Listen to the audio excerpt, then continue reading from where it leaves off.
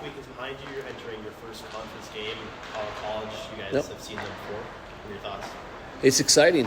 We've worked a long time and really hard to get in the league, and now it's starting. And it's against a top 10 team on the road, so it's a great opportunity. And it's kind of nice to be able to peel back the onion and really evaluate where we are after 8 games and what we need to work on, what we did well, and what we need to apply moving forward to have success. So the off week came at a perfect time.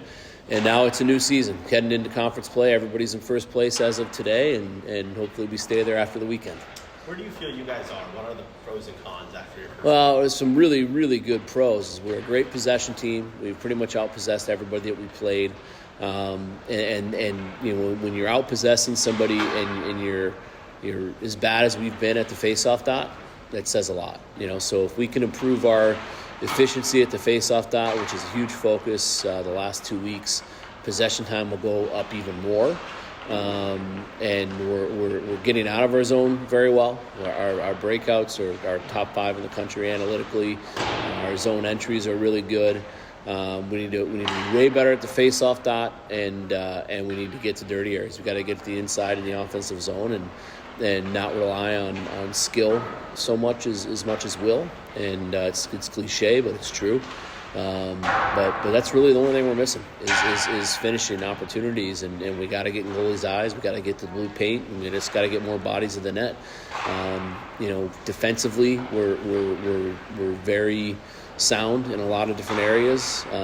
We're spending a lot less time in our D zone than the O zone, and we've had a tough schedule, 6 out of 8 on the road. So there's a lot to be excited about, and there's a little to clean up that's going to get us over the hump, and hopefully the work we've put in the last 10 days of not having games will do that. Was there anything specific you guys worked on over the break during practice? Yeah, obviously just touches and trying to score more, and polishing up all the areas that we feel like we're excelling in is important, so we can stay good at that. But yeah, we've got to find a way to put the puck in the net, and we've ran into incredibly good goaltending the last 6 games. The kid at Northern was incredible. Both Michigan goalies were very good, and both Providence goalies were the best kids on the ice both nights. So it's not like we're not generating, against really good teams in tough situations. We gotta find a way to finish, and the best way to do it is to get in goalies' eyes and make them move a little bit, and it doesn't get any easier this weekend. You got Caden Burko, who's arguably the best goalie in college hockey, according to a lot of people, that we get a shoot on this weekend. What do you think specifically about face-offs? Is it just a timing thing? Is it just trying to get guys used to college hockey level? It's just compete. It's just being face-off ready. It's face-offs are not just on centers. Face-offs are just as much on the wingers as they are on the centers. You have to be face-off ready. You have to have a plan. You have to know what you're going to do on a loss and a win. And it's a 50-50 battle for all the guys at the dot. So on partial wins or partial losses, we need our wingers to do a better job, and get us more possession. And so it's been a lot of work on that, a lot of video on that. Showing a team like Winnipeg, who's the top face-off team in the NHL, and it's translated into the best record in the NHL, So you can generate opportunities in the O-zone off of losses. You just have to have a plan to do it. Coach, how do you look at CC as a program, kind of compared to you guys? New building, great coach, and also in the NCHC. What do you expect from them this weekend? Well, we played them a lot through the years, so, it's nothing that we're not prepared for or haven't done in the past. So, they're really good. They're undefeated. They're top 10. They don't really have many holes. They've improved even from last year, and they were good last year. So we understand how difficult it's going to be to go in, but we're confident, and we think we can go in and have success.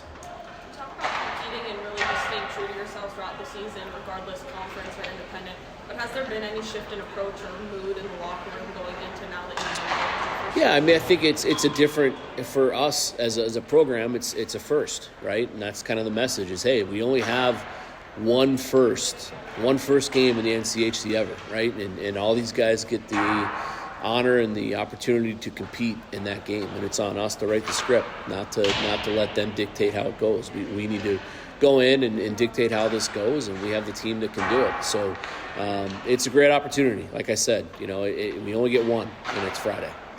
Just like you said, possession's been great. It's just the finishing. Has there been a sense of frustration on the bench from the guys just not being able to finish? And if so, how have you been able to?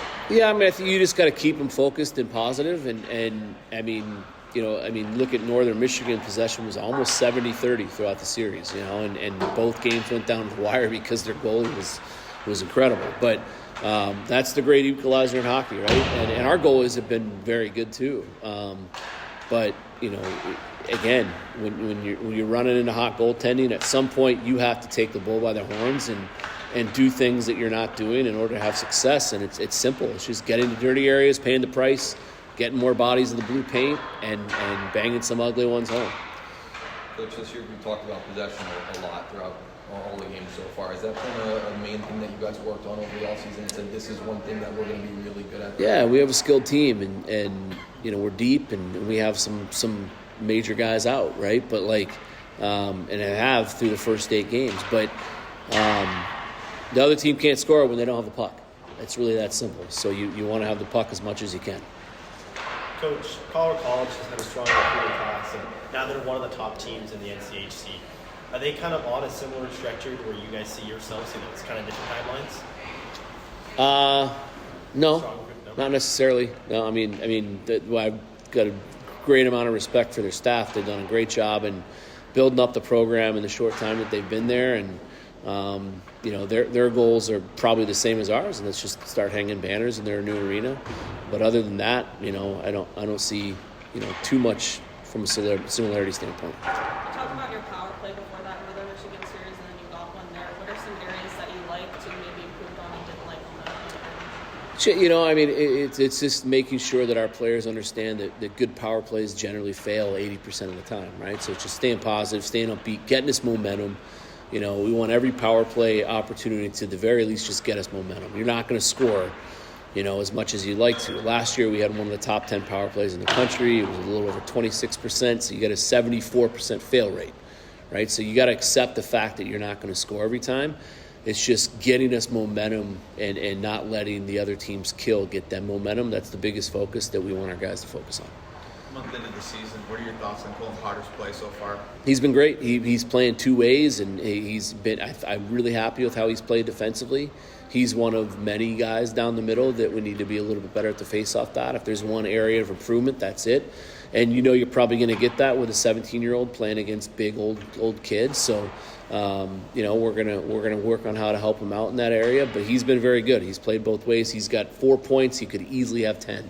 He hit a bunch of posts. He actually scored against Northern, and the replay system didn't have the angle to overturn it, even though it was in by a foot. So he's done everything we've asked him to do. He's playing a 2-way game, and again, that's I think the biggest reason why he's gone from a B to an A prospect with Central Scouting is because teams are seeing it. He's actually ready for this level. He's ready to contribute and make an impact every shift he has. His possession game's off the charts. The puck just seems to find him, and he's only going to continue to get better. Coach, you mentioned the injuries. Where do you guys stand injury-wise right now? In a pretty good spot. I'll know more in a couple days, obviously, of where exactly we're at. Charlie's not ready. I know he's going to be out for sure. He gave it his all against Northern. He's just not ready. So I don't know how long he's going to be out. He'll be out for a while. Cruz isn't back yet. And then TBD on 1 or 2 other guys that are nursing some stuff that happened at Northern. We'll see if they're going to be available probably by Thursday. Where do you stand goaltending-wise? You split the last 2 weekends with Luke and Toby. Where do you stand going into conference play? Well, both. They're both playing great.